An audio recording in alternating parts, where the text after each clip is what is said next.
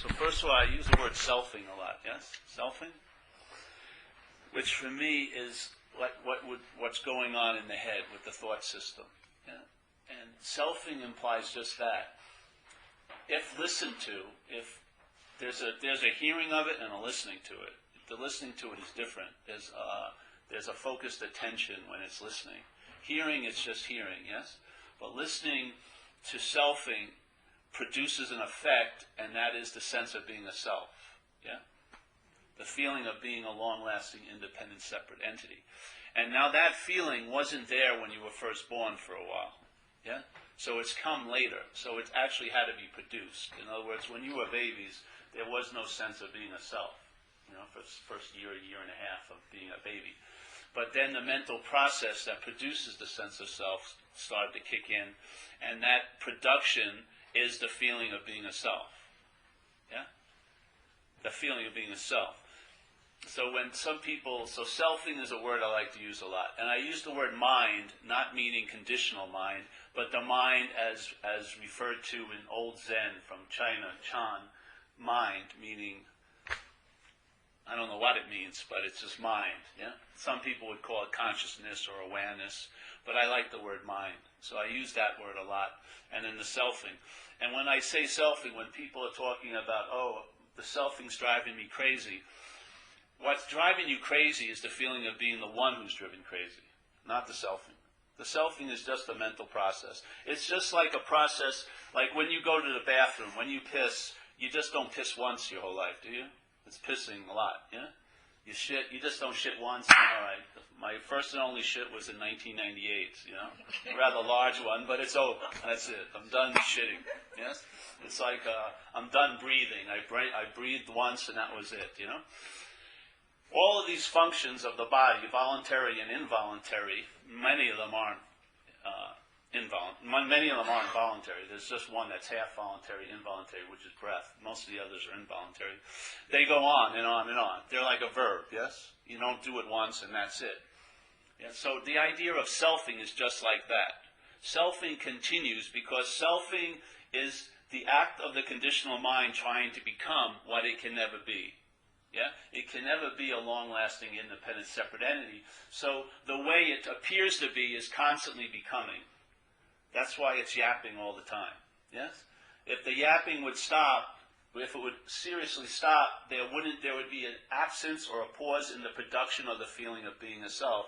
And like they would say in Zen, you would see your original face in that moment. Yeah? You would see yourself as being what you are, which is no thingness. Yeah? But because the selfing continues and continues and continues, because it can never complete fulfillment, because it never can become what it's trying to become, because it isn't so. There is not a long-lasting, independent, separate entity. And no matter how much becoming occurs, it's never going to become that. Yeah? So it's always a becoming, a verb, and that's called selfing, the way I see it. Yeah? And everything for me is a verb. But what happens with the selfing, if listened to, it sounds like you were there before the selfing. Yeah? That's the historical feeling that's produced. So it's a product of a process, but the product thinks it's before the process. Yeah? So you believe you're there before the selfing, during the selfing, and after the selfing. There's a vague sense of being you. Yeah? So there's a historical feeling, but that's produced. It's not so.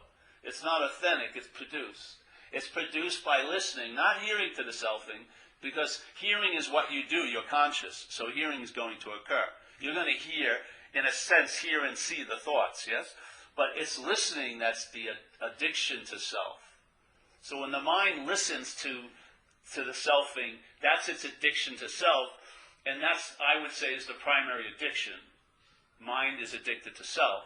What occurs is, when mind is addicted to self, it sets off an irritability, restlessness, and discontent, because it's trying to rely on something that's unreliable. There isn't a self. Yeah? So it's sort of like we were talking about last night. You go to those motels, I don't know if you ever went to them, I did, where you get like a quarter and you put it in, it's like a massager bed, and it's basically this agitation. But it's saying it's supposed to be relaxing. But that's sort of like mind is like when it's resting on the idea of being a self. There is no self, so it's anxious, very anxious about that. And that anxiety is producing irritability, restlessness, and discontent, and therefore the engine of seeking is turned on. And the seeking will never cease, because what it's looking for is fulfillment to become what it can never be. So it's never going to end seeking. You can see it in a lot of spiritual practices. Some people believe they've achieved enlightenment, and then they're on to the next enlightenment. I've met people that have been enlightened 3 times this life. How much enlightenment do you need? Yeah? I mean, I would think one would do it. But now they're moving on and on and on, because the engine of becoming can never fulfill itself. It can never be. Yet at the same moment, there is being. Yeah? There is being. The being is always available at the same moment, which is every moment, that selfing is occurring or not occurring. The being is the primary context. So when the mind starts resting on the being, instead of self-centered, it's now centered. Yeah? And it's now resting on something that's reliable, so it can truly rest. Even if it's very, quote-unquote, busy and active, there's a rest there. A rest that the sense of self can never find. I don't care if you get 5 massages a day. You're never going to drop into this state of relaxation that happens when the mind is centered. I would say on mind, not on self. Remember, the self is an idea of a very small application of mind, a mental process, produces the idea of selfing. Very small. And so the product of that system can't transcend the system. It doesn't exist anywhere but in the system. It only exists in the phantom world of there, then, here and now, past, future. Yes? Or the mental here. The mental here is not here. The mental here is just like a combination of there and then. Yeah? So when you're thinking you're mentally here, when you're in the mental here, you're in a past event and with a future speculation. There's no here whatsoever. It's all made up. Yeah? So when there's a center on the center, yes, that rest is available, the mind becomes somewhat at peace, and the first thing that starts occurring is the seeking. The engine of seeking starts being dismissed, yes? It starts losing its juice, because what's keeping it driven is the attention and interest of the mind, yeah? And the attention and interest of the mind is usually focused by what it thinks it is. So if it thinks it's a body, you're going to be very interested in the story of you as an action figure. Yeah? And yet if someone comes over to you and talks about their story of themselves being an action figure, you seem to have an immunity to that. Yeah? I could be sitting right next to someone who's totally flipping out, but it's not like contagious. I don't start flipping out. Yeah? Because there's a certain built-in immunity, because I hold them as their thoughts. Yeah? The same thoughts that are seemingly driving her crazy, if I hold them as mine, they will drive me crazy, probably. Yeah? If I can see them as hers, they don't drive me crazy. So what's really driving you crazy? It isn't the thoughts, is it? It's the identification as being the thinker of them, or the identification as being the object of them. Yeah? This is called the bondage of self. Yeah? You're not bonded to the... What's the bondage isn't of self, it's to self, in a way. Because there is no self, but you're bonded to the idea of being a self. Yeah? And that bondage constantly has to be, new glue has to be applied to keep the bondage, because it's not a natural bondage, yes? First there'd have to be a something to be bonded to something else. I'm saying we're no thing, so there's nothing that can be bonded to no thing, yes? But the idea of being a something, this body, is what the mind is now bonded to by the selfing.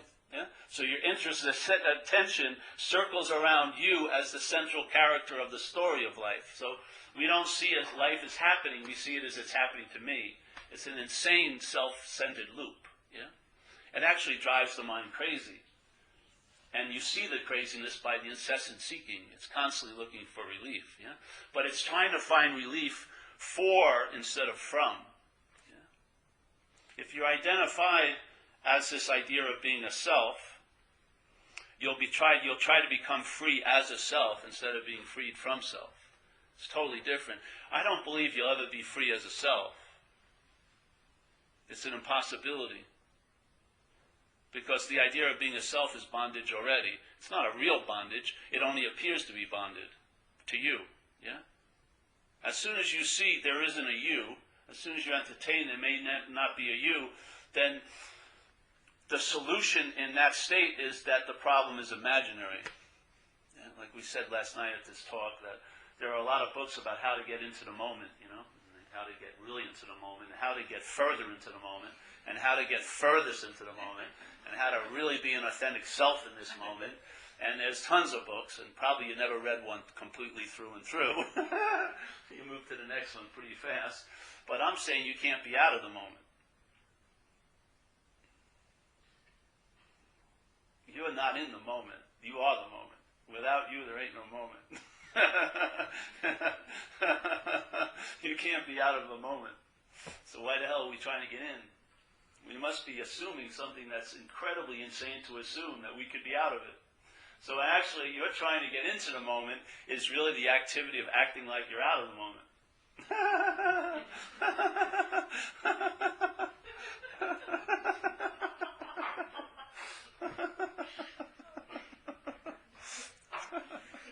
And then you're trying to get out of what you can't be in. People are trying to get out of self, but they can't be in self. So what you actually call being in self is actually trying to be out of self. That's what it is, because you're totally occupied in self, because you're trying to get out of it. And if you try to take a 2-year course of how to get out of self, that's obsession with self again. So self can never get out of self. You never get to a point where you're going to find the fence of self and be able to step over the fence as a self. You are the fence post. Wherever you are identified as self, that's self. So self can't get out of self, can't get out of self, can't get out of self, can't get out of self, can't get out of self. That's the beautiful solution, because you're not in self. So every attempt to get out of it has to fail because you're inherently not in it. Yeah? If you go this way and see, how could I possibly believe I'm out of the moment, all your efforts will just be dismissed about being in the moment, and what your experience will be is you're completely in the moment. Totally, completely in the moment. It's like when you were a kid and you were playing. I was in the moment because my mind hadn't set up the possibility I may not be in the moment. Yeah? I could be somewhere else, doing something else right now. I didn't have that little possibility in my head, so I was inherently in the moment. And in that moment, I wasn't looking for meditation techniques or signing up for a retreat. I really wasn't. I didn't have any spiritual angst, anything, because everything was completely so as it was, because I hadn't thought otherwise yet. This is about questioning this preposterous thought system that tells us we can be out of something we can never be out of, and we're in something that we can never be in. And the thing is, if it's an imaginary problem, it takes no time to get out of it. Yeah? If you see that it's imaginary, what more do you need to do? It's just like if you look at what's driving you crazy, it usually has nothing to do with what's happening now. It's usually about what's not happening. What would happen if you saw it that is not happening? What more do you need to do? Go to a therapist that deals with anxiety based on what's not happening? I'd rather just see it's not happening. Yeah? I want to go over again what's not happening in my life, because it's really driving me crazy. Well, we already went over this your first and last session. It's not happening. Here's your money back and fucking get a latte or something. Be all right. Yeah? But the mind...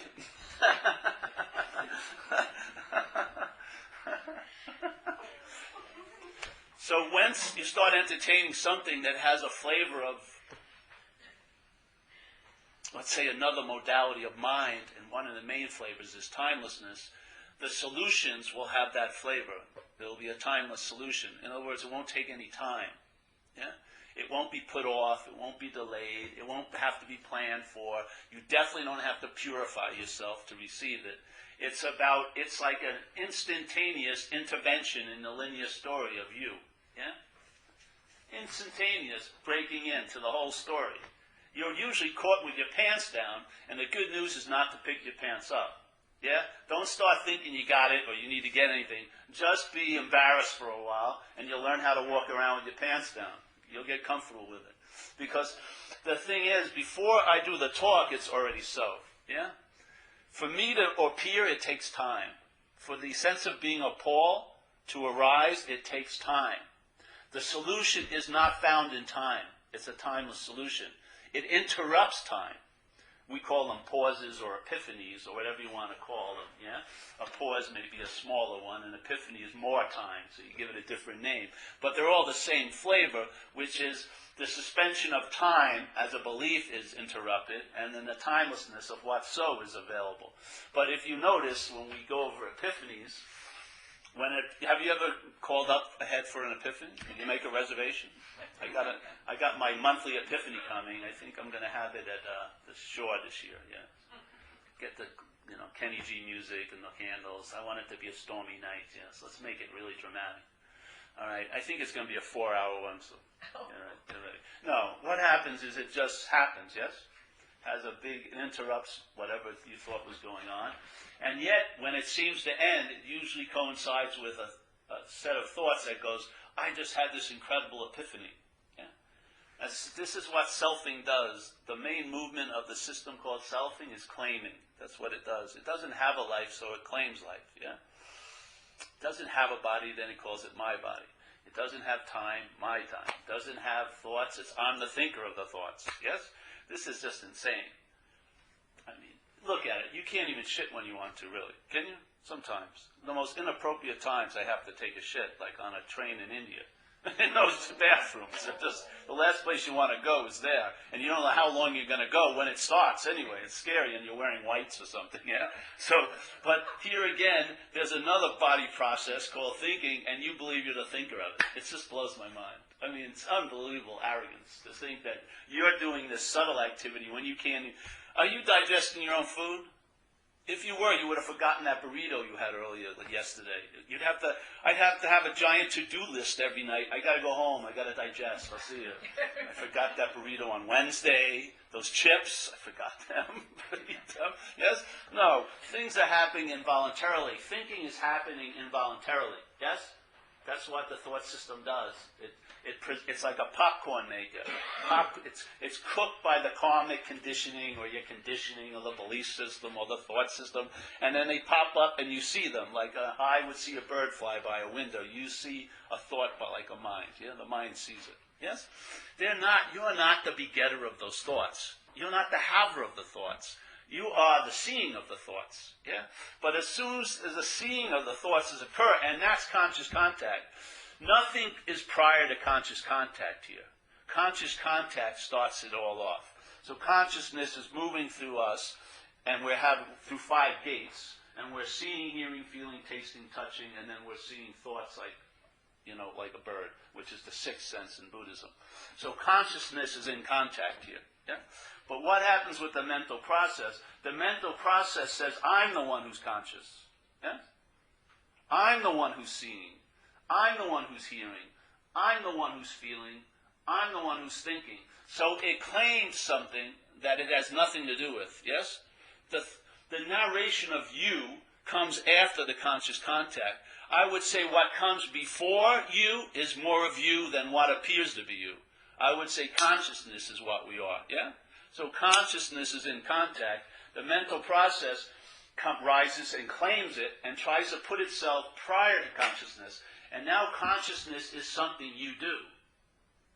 I'm really conscious this weekend because I went on a retreat. And then when I go to work, I'm unconscious again. Yes? It becomes like a verb or a quality that's based on you more than based on consciousness. Yeah? The freedom is when consciousness is based on consciousness, not on you. Yeah? What happens when consciousness is based on you? It may be freedom, but it'll be very temporary. And then that temporary moment of freedom you once had will be used to measure every moment you don't have it again. Yeah?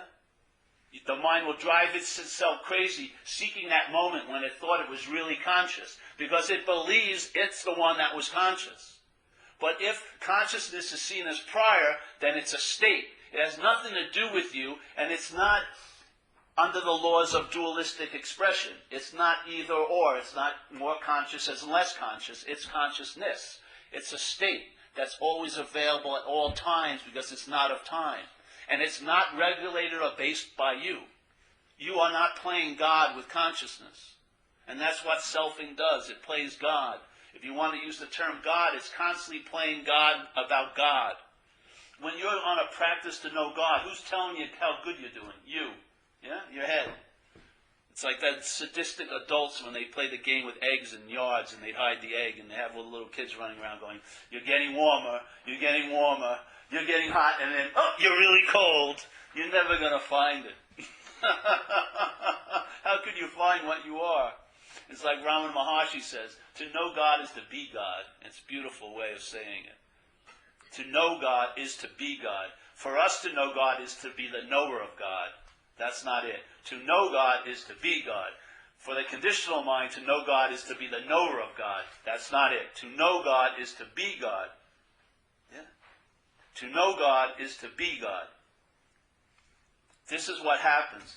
The knowledge that most of us are entertaining is self-knowledge, and it avails us nothing. Yeah? It's knowledge claimed by self. And you can learn a lot about self, but it's not going to lead you to the freedom from self. You're going to be bonded to it, yes? But knowledge is more, for me, I like the Zen form of the highest mind, which is I don't know. Yeah? So in the state of I don't know, you're thrust in the position of finding out. Yeah? You don't know. So there's an alertness to each moment because you don't know. And there's a finding out. And when you find out something, it's much more convincing than knowing it. Yeah? Because I know when these messages, like this message is truly about nothing, really. But what happens is people, I can see them, they get a hit of it, but then they go home and think about it, and now it's made into something. And then it's compared to other somethings they've heard about, and it's been neutered. And yet they know it. They believe they know it, but in that knowing, they've neutered it. They've turned nothing into something. And all of us have been consumers of something for a long time, and it's all ended up to mean nothing, hasn't it? Why not start with nothing and let it alone? This is what this message is. I'm not saying what you are, I'm saying what you're not. And that can easily be seen because it's not you. You're never going to see what you are. What's seeing right now will never be seen. What's hearing will never be heard. What's feeling will never be felt. It's an impossibility. It's an impossibility. It's the seeing of what I'm not. That's what I am. Yeah? So this invitation is, you may not be what you're taking yourself to be. And I'm not giving you an answer of what you are, because you'd make that thing that you're not would make that something. Yeah? This is about, you may not be that. You may not be a long-lasting, independent, separate entity.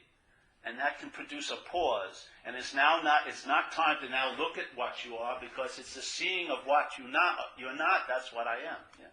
It's that seeing. It's that awareness that can never be experienced, can never be felt, tasted, or touched, but is seeing and feeling and tasting and touching everything. And there's no way you could ever get prior to it. It is the context. We are defined as content, and content is never going to transcend content and become context. It's recognizing you're not content. That's the context. Yeah? It's in the recognition of what I'm not, then what I am becomes dominant. Yes? And what I am is context, but not as a content. I see that I'm not the content, and then the emphasis is on context. And you'll know the tree by the fruit. You'll never know the tree, but you'll know it by the fruit.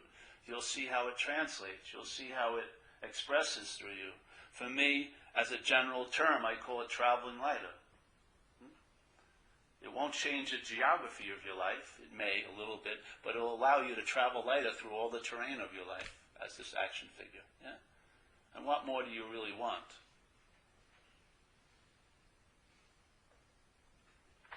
So it's like here, if someone put a hand on my shoulder tonight and it had been on there for the rest of my life, I wouldn't know it was there, would I? Because it was always there. Just like how many people did you hear at a cafe today complain about the effects of gravity? I didn't hear one conversation. Oh, my left shoulder, something's heavy on it. What's that? Oh yeah, same with me. It's my right today. No, we're constantly, as a body, under the influence of this force called gravity, yet we have no experience of it. The only way we ever know it is by the absence of it, yeah? If you go into an anti-gravity field, then you know it by its absence, yes? This is the same. You know you know when if the hand was lifted, and I'll tell you, all the while the hand would be producing effects in my life, and my mind would know why they were so. It would have airtight stories of why I can't put a shoulder bag on this right side, or why my shirt sleeves are too short for this one. Well, it would have a huge, giant story about it. They'd all be totally wrong, and they'd bring no relief except some kind of mental knowing. Like, oh, I know how screwed I am, but I'm still screwed. Somehow that's soothing, I guess. I don't know. But if the hand was lifted, by its absence, I would know it. Yeah? Then I would know, oh, that's why this arm seems longer than the other arm. That's why I can't wear a shoulder bag on this side. It would be very, very clear, like blue is blue and red is red, yes? As soon as this was lifted, I would know it by its absence. That's exactly what happens with this. If you entertain the possibility you may not be this long-lasting, independent, separate entity, that mind may really entertain that possibility. And you know what? It's going to come to pass to be true for you. Yeah? And in the truth of it, you'll see the quote-unquote problem. And the solution to it is that it's an imaginary problem. It was an appearance. Constantly being blown up like a doll all day by the selfing. Constantly having life always turn into this self-centered loop. Not life is happening, but to me. Something that real doesn't need validation of being real. It just is, yes? Something that's not real needs constant validation of being real, because it isn't. Yeah?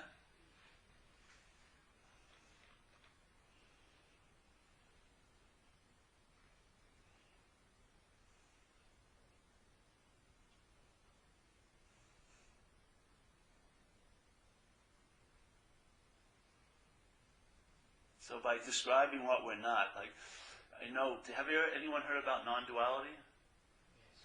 Non-duality is not a thing. There's no non-duality meetings. Non-duality is a negation. It says not to. It doesn't imply one. It doesn't point to one. It says not to. Yes? So there is no teaching of non-duality. You can't teach non-duality, but you can teach about duality. You can inform people of the binary system of mind that's causing these appearances to seem to be real. Yes? You can teach quite a lot about duality, but you cannot teach non-duality. The teaching of duality leads you to one point. I'm not that. That's the basis or essence of non-duality.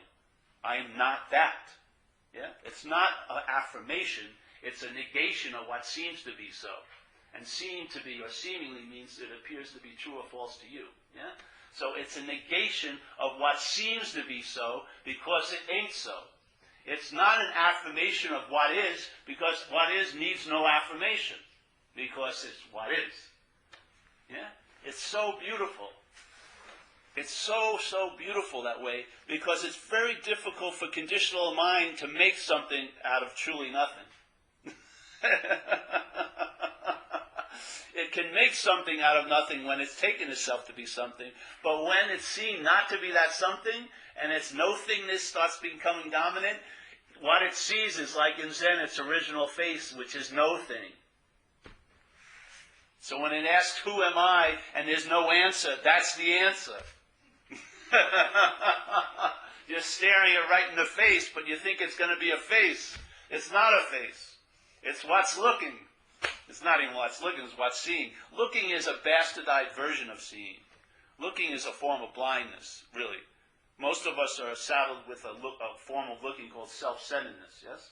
So we're looking at everything as a subject, and we're casting everything as an object. So to us in this modality, the truth is something I'm going to get. You know, I'm going to know the truth, like I'm the subject to know the truth. As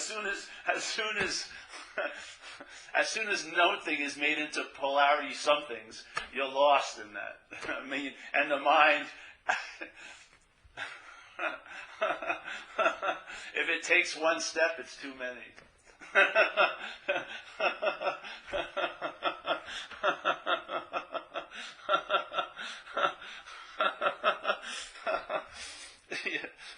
You're already addicted to time as soon as there's a you. So it's going to take a whole lot of time to get out of a you. Maybe you'll find a spiritual path that will make you feel really secure because there's going to be lifetimes of purification and lifetimes of practices to finally be released from the mortal coil. The mind loves that. It feels security in time and space. As long as it's not ever presently now, that scares the shit out of it. Because there's nothing to do with that, yeah? Doing is irrelevant at that point. If doing is irrelevant, the doer is irrelevant. If the doer is irrelevant, that's the erosion of selfing. Whose life would it be anyway if you didn't call yourself the doer of the actions? Yeah, it would just be life. Yeah, your way of holding life would be totally different than when it's about you. We just use it. We did it last. I use it a lot. You put a word here, money, and you put another word here, sex, and you put, let's say, health. Yeah, everyone based on their condition or their seeming condition would have meaning. They give meaning to things. Anyone know about the Course in Miracles? Course in Miracles has one of the strong lessons for me is you and I give everything all the meaning it has. That's just a perceptual axiom. That's what happens here, right? We're having a subjective experience, so you are giving everything the meaning it has. This is giving everything the meaning it has.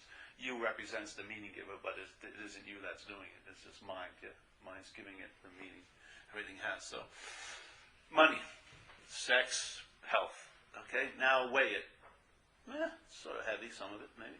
Now add the word "my" in front of it. My money. Weigh that. My sex. Oof. My health. Unbelievable, yes? Isn't the weight different? By that one little word, my, it changes everything, doesn't it? My is the act of claiming and identification. This is the activity of the bondage of self. There was no point you ever bonded. It just appears to be bonding. Yeah? It's a constant verb, which needs time. Yeah? So when you have a feeling, let's say when you have that epiphany and that you have been inherently absent, because that's actually what you are. This is an inherent absence. There isn't a person there. Let's say you were living that absence, and then that thing arose. When it arose and it said, I had this epiphany, isn't there a feeling that you were the one before the epiphany started? There's a feeling that you were historically there before the epiphany, and now you're there after the epiphany. Yes? So now, bookended with this little fable of you neuter that event of now. The epiphany gets neutered because now it's bookended by you and you. Yeah? This is selfing. It can run over the greatest spiritual experience. It's like a minor speed bump to it. It will be totally disorganized and coagulate like that. And when it arises again, it will feel like it's you. And there'll be a feeling that you have been here before. And then that feeling gets projected, and you will be here later.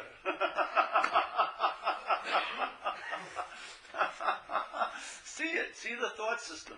How the thought system presents you. When you think about you in the future, how are you presented? As a body, yeah? When you think about you next week, you're pictured as a body in some situation, aren't you? And when you think about your past, you picture yourself as a body. That's how the thought system presents you. If you're relying on that thought system, you're going to take yourself to be a body. It's sort of like if you go into a barber shop enough times, you're going to get a haircut, yeah? So if your attention and interest is on this presentation long enough in time, you're going to fall under the idea that I'm a body, yeah? Yeah? And so what does the mental system do? It now takes that fixed object, which is a body, and places it somewhere else at some other time and thinks about it. Does it? It takes this body and says, it's not enough to be here now. Fuck that. I can't really I can't become a self in this freaking moment. It's impossible, but I can sure look like I'm a self in the past and the future. So let me think about myself, the mind, in the past, and so it needs you as an object to think about. Let's say you try to think about the space in this room. How are you going to do it justice? I saw this space before in San Francisco about 4 weeks ago. Yes, it's a very unruly space. I didn't like what the space entails. It looks very familiar to me, yeah? No, you have a difficult time capturing it. But a body, you can picture you anytime, anywhere else. which we do, the mind does. Yeah?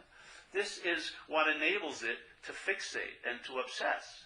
It has an object it can place on this little track of time.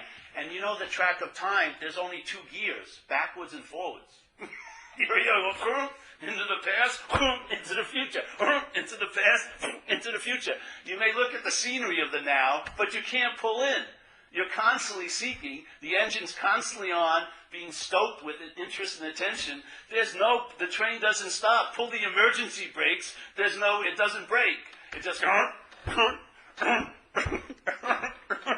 This is the mental life in time. And your interest and attention is filling each one of those cars behind that engine. Because your interest and attention is like a homing pigeon. It's going back to whatever you believe to be you. If you're taking yourself to be a body, your interest and attention is going to fuel that obsession. The same interest and attention, if freed from that, is what you would call abiding in peace. It's the same interest and attention, exact same energy, put into a different vehicle. If you put what you call the potential of faith that we all have, if you put it in a failed system, it's going to produce anxiety. The greatest devotees of conditional mind are the people that are worried sick. They believe in every thought about every possibility that hasn't happened. They have so much conviction in it, they're producing miracles every day. Bigger than the miracle of raising Lazarus from the dead. At least he was alive. We're making something out of nothing. We're worrying about something that hasn't happened and producing an effect now. And then we love to be like a contagion and affect others with it also. By calling them up and sharing, hey, what else is not happening to you? I gotta really, and then it's like breeding. It's like a fucking mental cold. We keep giving it up to everyone. But it's actually coming from nothing. It's totally, and what goes there? Only the thoughts. Yeah? But you're pictured there. Yeah? So the interest and attention follow the thoughts. If it was somebody else, you wouldn't be interested and attentive. It was just like if there was a meeting going on in the other room and I was interested in the woman in that other room, let's say biblically, I like to meet her. I'm afraid I don't want to ask her because I'm afraid of rejection, so I'm trying to listen to see if she likes me or not. Of course, I believe she's going to talk about me. So I'm sitting here, my interest and attention is here. I'm supposed to be doing this talk, but I'm not really here. My interest and attention is there.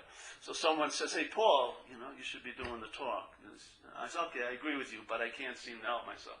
Then someone comes and throws a book on the table, How to Lose Interest in Conversations in Other Rooms. So I page through them, and I like the concepts, but they have no application, because that means a lot. That baby means a lot to me, to my mind. But as soon as I hear it, she's talking about a guy named Matt, and my name's Paul, what happens? I lose interest, immediately. I don't have to take a workshop. I don't have to read a book about why I should lose interest. I just lose interest in that thing. I don't lose interest, but in that thing. Where does the interest go? Find out. Find out. For me, I have found out. And it is what enriches my life. Because that interest and attention now has a curious pull towards no-thingness. Yeah? Because it's seen to be not so that I'm this action figure. And so now it's found out what is so. And now while it's attending to everything going on, it's resting in its own freaking nature, which is no-thingness. Attention is not brought forth by you as a body. It's moving through. Yeah? Interest isn't caused by you as a body. It's moving through. It's truly of a no-thing-like nature. And so when it sees its own nature, in the movement, that's a sense of stillness. Instead of taking this as its nature and being wedded to the slavery of the bondage of self. If someone came over your house and complained about what was driving them crazy, you'd be bored in a minute. Yeah? Even if it was your spouse, I'm so sick and tired of hearing the same old shit. But you've been hearing the same old shit for 30, 50 years up here. The whole flavor is different when it's yours. When it's about you, you see? It's not the content. It's the relationship with the content. That it's my content. The my is the energy that binds you, not the thoughts, not the situations, not the circumstances. It's the meaning that is given to the thoughts, the emotions, and the circumstances. And the most incredible meaning is that I'm the thinker of the thoughts, or they're about me. Yeah? That thought is already laid in place with every seeing of every thought. The vague feeling of being the thinker of it is there, like below the camera, or that it's about you.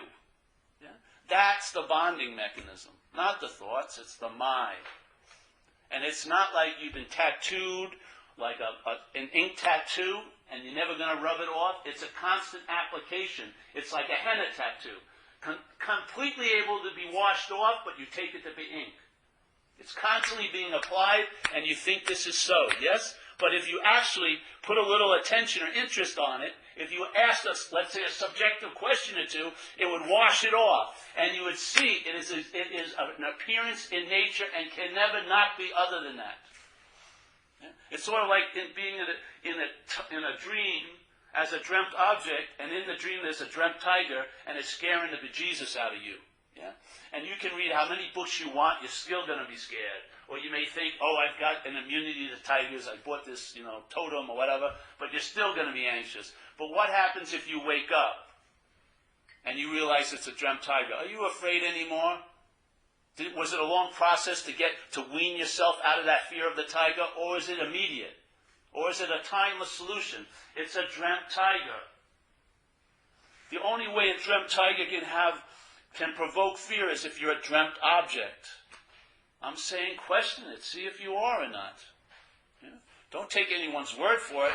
Someone else's word isn't going to carry water for you. It's an unspoken yes in your own gut. Yeah? When you fall onto something, you'll know it. Because somehow for me, it's like an unspoken yet. It's a constant re-echoing of an aha. And it produces an immunity to disease, to, I would say, the original disease of mind, which is the mind's addiction to being a self. Yeah? It's addicted to becoming a self. And because it can never be a self, the becoming will never end. It will go on and on and on and on and on. You're like an urban renewal project will never complete.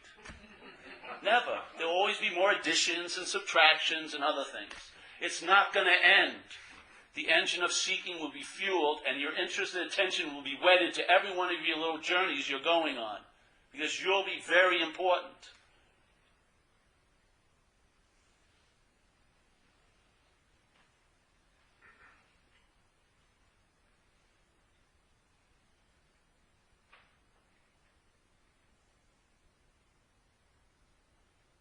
What's one to do? Absolutely nothing. I remember I read this transcription of a great talk on non-doership, 4 pages, beautiful, eloquent presentation of a very sublime idea. And it was a transcription, so after these 4 pages, the next paragraph was student, And the student asked the question and said, man, I really get it, I really understand, now what do I do? Yeah? It's just unbelievable. The system of thought. It's just, you could throw a fucking crowbar and it'll just grind it up. And it includes all that. It like morphs into everything. It's like, you ever see that movie, Matrix? The third one, it got worse and worse, but the third one where he meets the architect, represents the mainframe of the computer that's producing the whole dream, And so Nemo, he's supposed to be the savior, And I guess he's thinking he was pretty special, And then the architect breaks it down to him. Oh, you're the 7th savior. This is an aberration of the programming. We've included it. The program has morphed around the savior. You're absolutely no kind of sense of urgency to us whatsoever. It's all part. What? I thought I was the savior. I thought, nope. Self will never get out of self.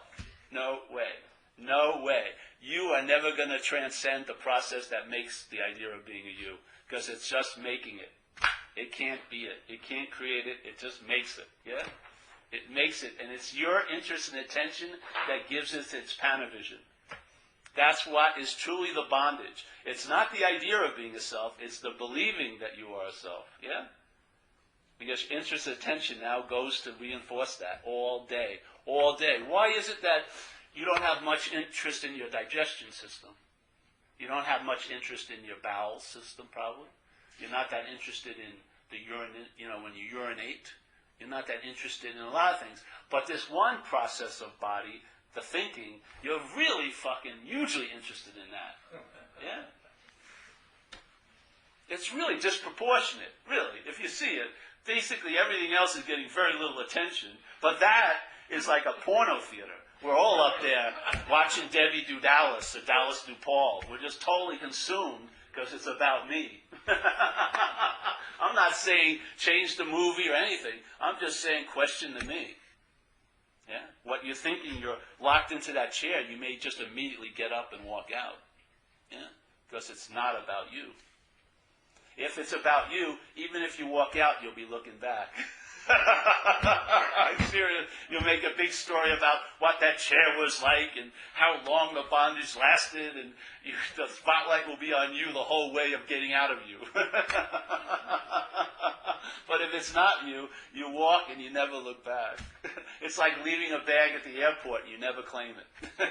Just walk away. But if there's that little sense of it's you, you'll look back. And that's all it takes. One little look, you get sucked up the ass of self again. And now you think you're free. They're the most dangerous selves. Because if I have to be free, you can't be. Because I got to be special, man. That's why the next time I come here, this should be raised about 3 feet. You're going to keep getting higher and higher, and you're going to get lower and lower, and then I'll have my little firewall, and then you will never see me. And then you'll think I'm really special. I have something. You'll probably come more often and spend more money.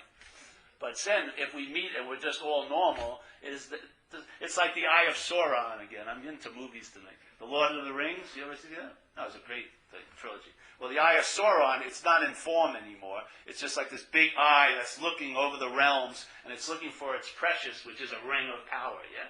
Well, the conditional mind, when it's searching for things, it makes everything something. Nothing gets by. That's the beauty of this message. You're not getting anything. Yeah? This isn't going to help you in a lot of ways. You're not going to get an advantage of it. Yeah, by it. It's like when you first entertain this, people use it in relationships, like you do something and your girlfriend says, Paul, why did you do that? And you go, well, there is no Paul, there's no one who did anything. And it's to shut the fuck up, You hopefully you grow out of that. But the mind's trying to use it for its advantage, yeah? After it fools around with it, it's nothing, and it puts it down. That's the value of it. It's very difficult to make it into something, yeah? It's so beautiful that way. And after a while, the mind, all its little tentacles will get tired trying to feel it out, trying to make it into something, trying to probe it, and will leave it be. And in that leaving it be, you are that. Yeah? You are the seeing. You are complete in and of itself. You're not in a process of becoming. You're not at any stage of becoming. You are completely whole as is right now, with no requirement necessary to meet it, right now, all the time, wherever you seem to be. It's a constant invitation. Constantly. If you want to have an example of love, what is that? If a mind could be confused and act as if it's bonded, to have the solution available every moment, at every time, right where you are, I would say that's love. Yeah?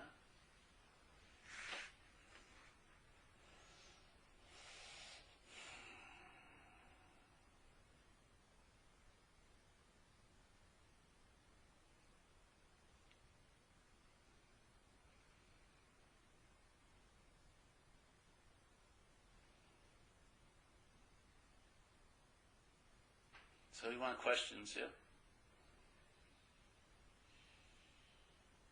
It's a very small window of opportunity.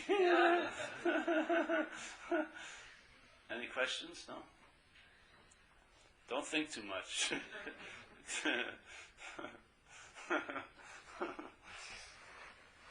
It's just an invitation, yeah? It's not a draft. It's not a conscription. It doesn't need any agreement. Yes?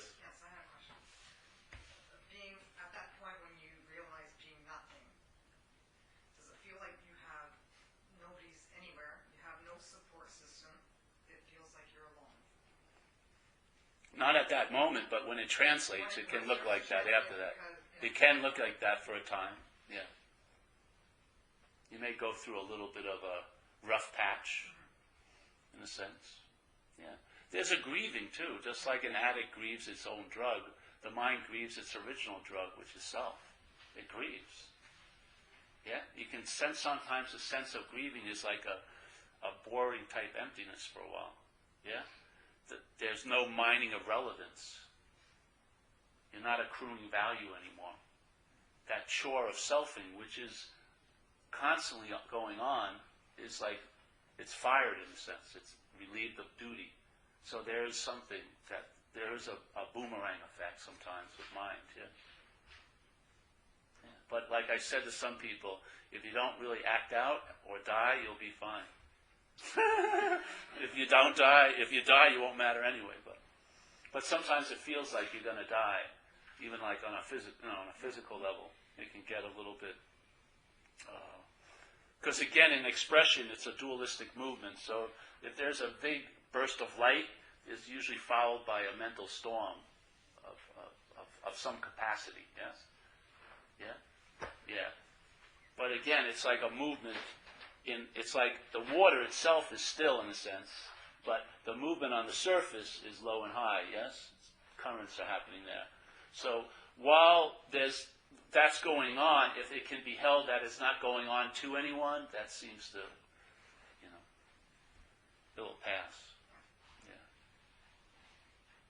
Yeah. And then you know the problem by the solution, really. You really see the basic format of selfing, which is relevant, being special, right, accruing value.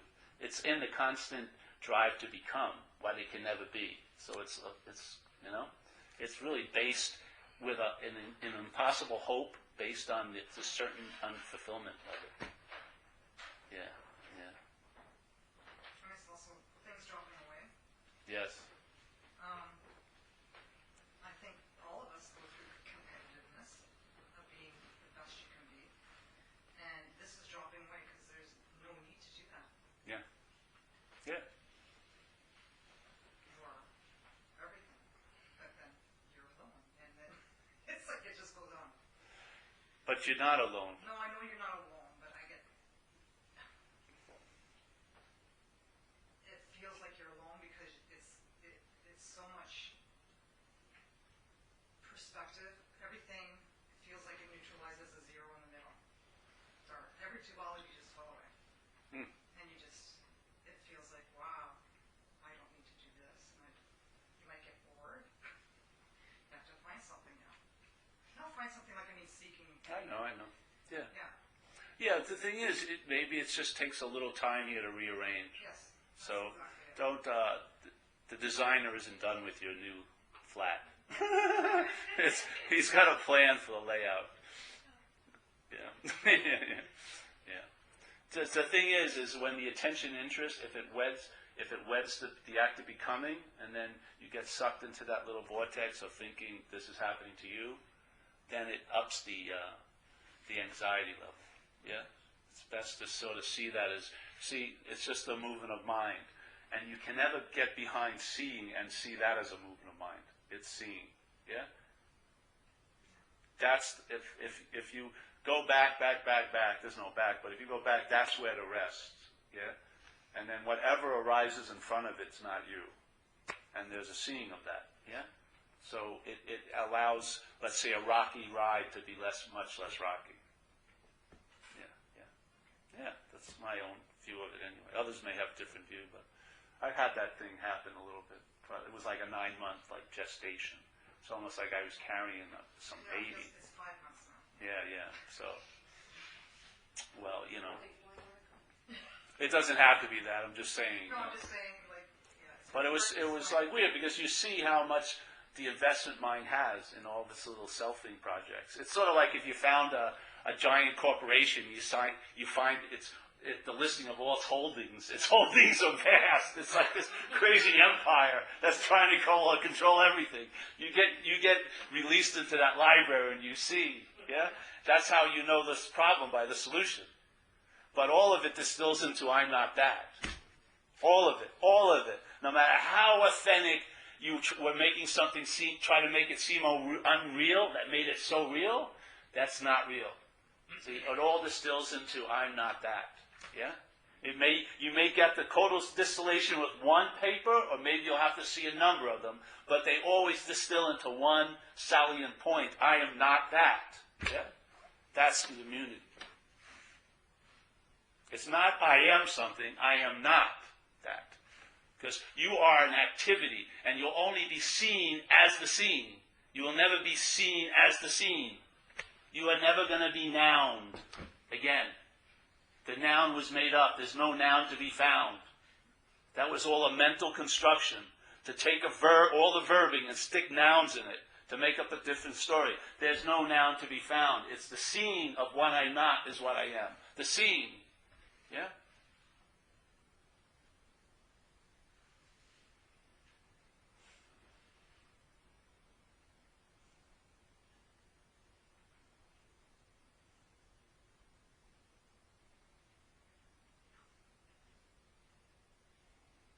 Stunned into submission. Good. Well, I have a question Yeah. about creativity and projects or art that can sometimes feel like it is true and is somehow connected to. Maybe just talk about art and creativity and where that fits into, I guess, this process of seeing. Well, let's see. Well, mind is always seeking expression, yes? It can't take form, so it produces an effect through a form. So this is its interface. And in a way, like the shares that I do, the downloads, it's almost like jazz, in a way, yeah? I always riff on the same theme. It's like a never-ending album. Paul does this again, like for the 850th time. But for me, it's like a jazz musician in a sense, because it's a possibility, and the mind attempts to meet an impossible challenge, how to describe something, or how to get something across, yeah? So that, in a sense, is sort of art. So I think there's always a drive to express mind. It's the idea of you being the expressor that it gets a little bit, it can get distorted, yes? It's the claiming of it. If there's something that moves me, it moves this, yeah? But when it's me that's been moved, it's a story, yes? And that's what happens. And if the story arises, it's going to be more important than the art. If the story doesn't arise, the art's more important. Yes? The emphasis is on the expression, not the expressor. The real emphasis is on the expressor, but it ain't you. Yeah? That's how I see it. And that keeps it clean, in my view. Yeah? The only way I could do these talks is that I'm not doing these talks. If I was doing these talks, there'd be many, many nights I have reasons not to do the talk. Seriously. The only reason why I show up is because I don't show up. Literally. That's the only way this happens. And I'm very clear on that. Yeah. And so I see the claiming, but it doesn't produce a claimer. See, you think you're attached to something. You're not attached to something. It's the feeling of the you. That's the attachment. We're looking at, I'm attached to some object, and if I give up that object, I'll be free. The attachment is to being the possessor, not the possessions. The attachment is this way, not this way. Yeah, it may be it may be able to make an expressive statement to give up things, let's say here, but to give up the giver-upper, in a way. Like Ramana once said, stop worrying about your possessions, give up the possessor. Yeah, the possessor is the attachment, in a sense, of mind to being a noun. It's not to these nouns. It's to being the noun, you.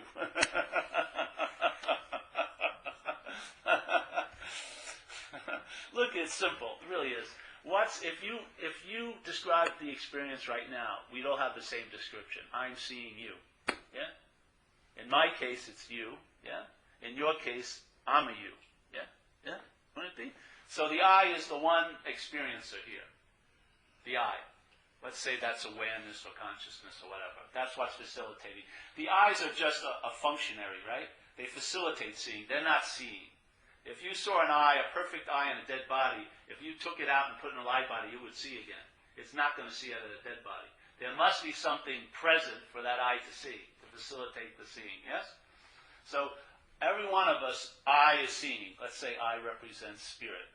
Yeah? And so, same awareness is seeing out of all these different camera locations. And in each based on the location, you're a you to me. You. Yes? And I don't care how many people I get in this room, they'd still be you. From 1 to 8 billion, it would be you. Now, if I asked them who I was, they would have the same answer I have about them. They would say you. Yeah? So after 8 billion people tell me the truth, that I is seeing you, I would say, no, contraire. This you is me. And there's only one me in this whole world. I'm the only me there is. Yeah? This is self-centeredness. The truth is I is seeing you. All the yous are interchangeable, yes? But the I isn't. The I is just I. Yeah? But this you, the mental process, asks itself a question, well, who is this I? And it came up with an answer. It ain't I, it's me. And the me, the only thing this is an identified you, isn't it? The experience is, this is a you to that I, to the I there, yeah? But to this I call it me. See? My I has become identified as a body. And now instead of realizing I, it realizes it's me. This is the center of self-centeredness. Yeah? The solution is the I, and that's what's seeing. The form of looking we're calling the seeing, which is self-centeredness, is me. So instead of sensing the I, seeing, hearing, feeling, tasting, touching, I have a mental take that it's me seeing, hearing, feeling, tasting, touching. Yeah? So I put myself in the position of the I. I become the Alpha and Omega. I become the center of the universe. I. And if I'm the center of the universe, I'm not centered everywhere in the universe. I'm centered in one location at one time. It's like the center of the universe has got sucked into this one little location, and now all the attention and interest is revolving around this little planet Paul, and it's driving the apparatus fucking crazy. But it can't stop thinking about itself, because why? It's me!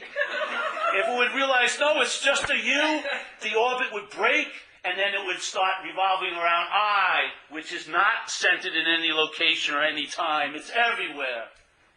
Your interest and attention would fill the parameters of infinity in a way.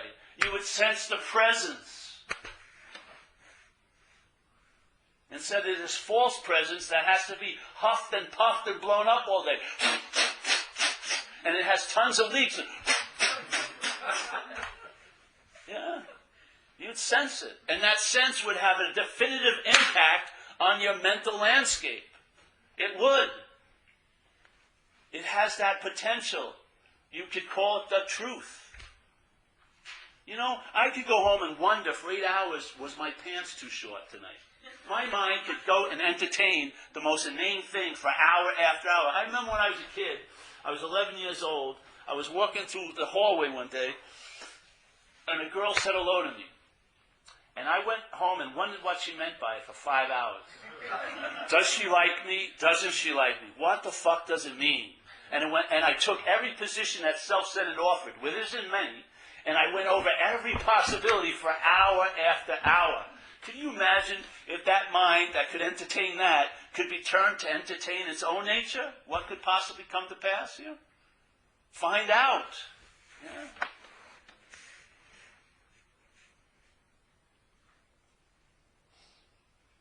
You'll be surprised. That's the beauty of it. You'll be returned to wonder and awe. That's the beauty of it. Yeah? You'll be turned to seeing alertness as the base of light, not I know. You'll have revelations that will become thoroughly convincing. You will not have to keep surrendering. You'll enter surrendered. What you would call an experience that could possibly happen, but usually very infrequently, will become a state that you travel as. Yes? I have total faith in mine, total faith in it. All I believe it needs is an entertainment. And if that's not enough, repetition of the invitation, yeah? I know it can entertain, because it's doing an incredible amount of entertaining right now. But let's give it something to entertain. Like maybe I'm not that. That I'm constantly entertaining, I am? Maybe? There is an opposite position I can take? Yeah. You may not be that. Let's see what happens then. And you may be happy with the results. You'll travel later, yeah.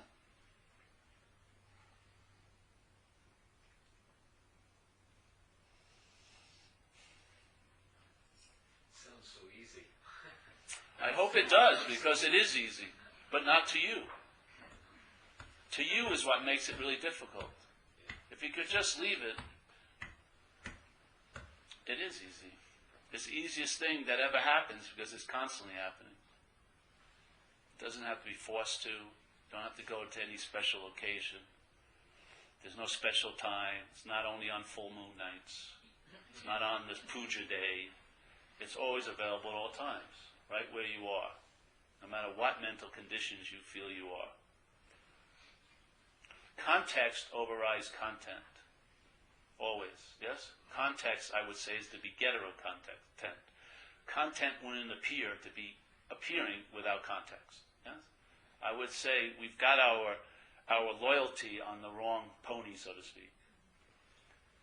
We're putting all our attention on being a thing, and we're lacking the sense of no-thingness. And that's what I believe we're truly dying for, like St. Francis says. What's looking is what you're looking for. You really are looking for what's looking. And I would say that's seeing. Yeah? Beautiful statement. What's looking is what you are looking for. So every moment there's looking, which there's always going to be in the selfing, there's what's looking. It's disguised by the looking, but it's what's looking. It doesn't say who's looking, does it? It says what's looking.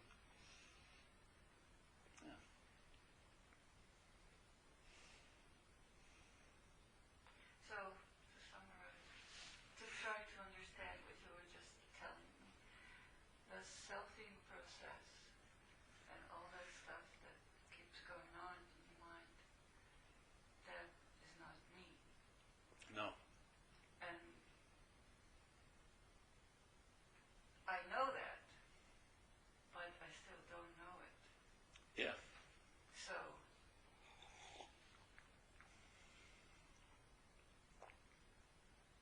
where do you go from there? You'll find out. There's no well-worn path, you know. It's just like whatever location you are, is like water seeks its own level. You'll see what happens, yeah. For me, I entertain the possibility by hearing it sort of like in a setting like this. And, some unspoken yeses occurred, and I just entertained it. And then the mind, the emphasis of interest and attention was moved over to one side and never went back, yeah? Let's say to no-thingness, so to speak. And from that, everything gets to be clear. You know about things from no-thingness. You can't know about things as a thing, really. You've got too much invested in being a thing to know things, because things are definitely not real, yeah? But from no-thingness, the information comes cleanly, and the mind, maybe a little wavery, gets convinced. Yes? So it truly lies down in what's reliable. And in a sense, it never gets up after that. Yeah? Yes, it's a pretty, it can be, it's a very, very long-term relief. Yeah. So, to me, it's just introducing the possibility, like a catalyst. It's sort of like if a car broke down and you stopped it, and if you knew a little bit about cars, maybe you take the air filter off and get a little bit of gas and put a couple of drops in the carburetor with the person starting the car, yeah? The key's there, the ignition, the pedal's there.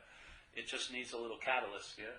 a couple of drops of gas, and then the car turns over, and it has the ability to drive. It had the ability to drive, but it wasn't driving because it wasn't entertaining the possibility of driving, let's say.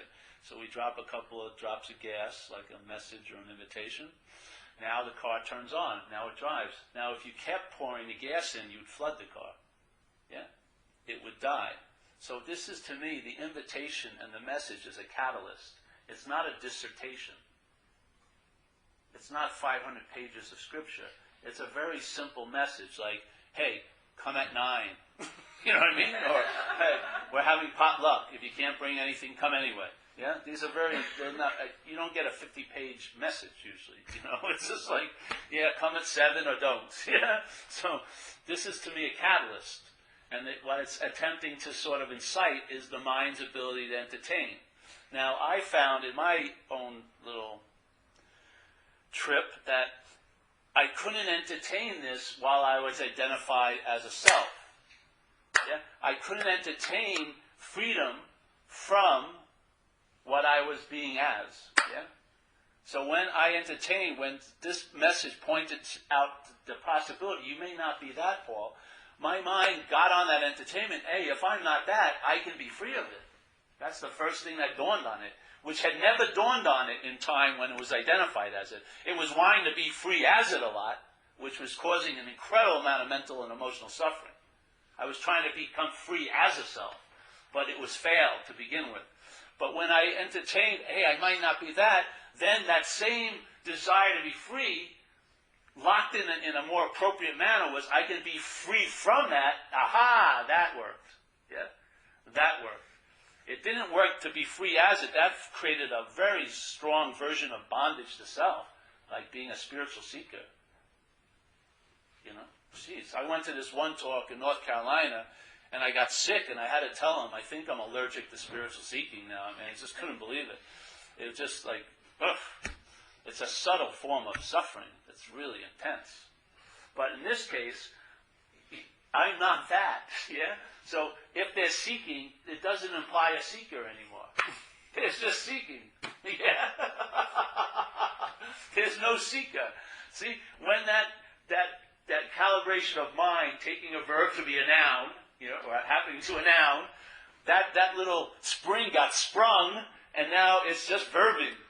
So it's not like life isn't happening to me, it's just happening. Yeah? There's no point where anything springs up that I can see. It just goes on and on and on and on and on. I don't think there's a divine creator or anything like that. It just goes on and on and on and on and on and on.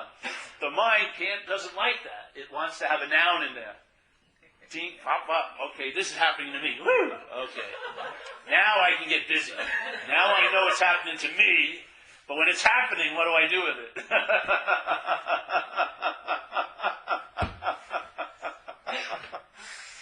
Jeez. It's so beautiful, really. It's such a beautiful thing because it's drenched in timelessness, the solution. I love it.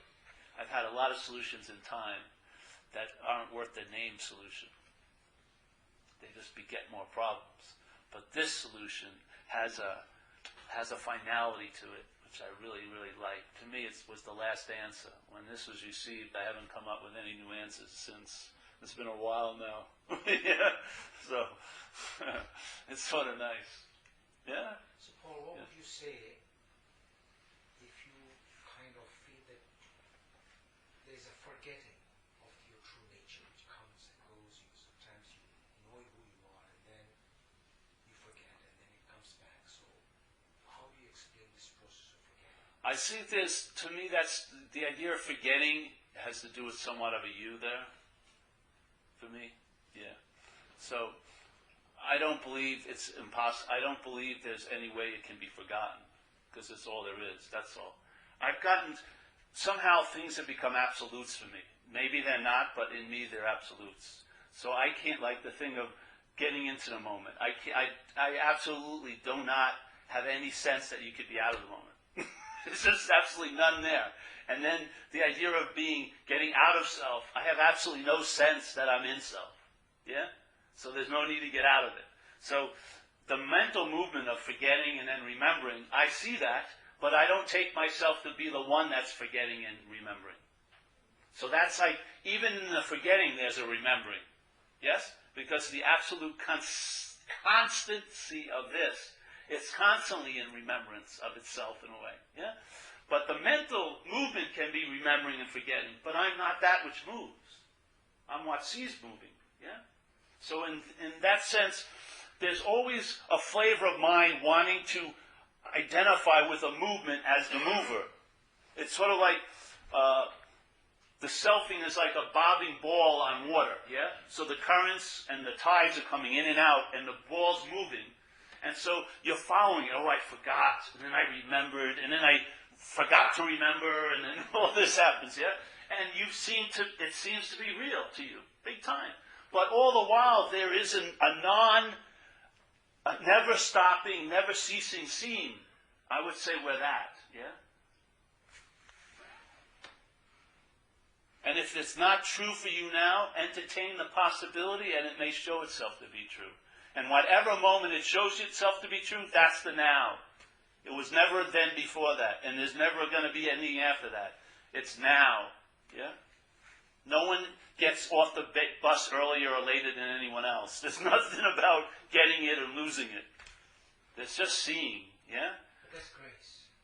That's grace. Yeah. Well, I'd say grace is indiscriminate. It's available. Yeah? It doesn't discriminate about use because there ain't any. So it's always available. Open up, see. It's the mind. Entertain possibilities, yeah? Give the mind something to really chew on. Not the same old, what's going to happen to me? What else should I be worrying about? Where's my IRA going? Whatever. Maybe give it like a possibility. Hey, I'm not that. And then let it out in the pasture of the possibility of what you actually may be. You'll never come to know it, but you may live as it, yeah? It's like become like a free-range mind, in a way. Free it from this little coop of self-importance. Let it roam. Yeah. What it feeds on some nice grass and everything, it may get really, really juicy. Yeah? And it'll never be put to use either. It'll never be cooked. You'll just be free-ranged. Yeah, see, mind is amazing. Yeah. This is just a possibility. If the mind entertains it, it may become a truth to it, yes. And when it does, it's going to seek to express that truth, and it's going to use this apparatus as its vehicle to express. Yeah. And you'll know it by its fruits. You'll see what happens. You said earlier to do nothing. I understand what you're saying. But the mind constantly wants to do something. Yeah. For its gratification. Well, it's trying to fulfill something that can't be fulfilled. So everything else, all other desires come to the desire to be. Like in Buddhism, they talk about suffering, desires to cause the suffering, but I look at it as a desire to become. I think that's the initial desire. So mind has a desire to become a self, which it can never fulfill. It can't create being a self, because it's something other than that. Yeah? It can appear to be one. It can take itself to be one, but it can't be one. So it's never going to be fulfilled, and as a reaction to that, it's trying to fill that unfulfillment by other desires, yes? With this ignorant view of things. That's my take on it. So I would look at that movement, and if it's not about you, your interest and attention will be free from it, and it will go on, and it will be heard, but it will not be listened to. It'll be a different way it goes about, and it usually diminishes. The thought system is very archaic, and it starts, first of all, the amount of thoughts decreases and everything else, yes? Because it's not being relied on anymore. It's been put in a different place. Yeah? It's not you anymore. It's not referring to you anymore. The you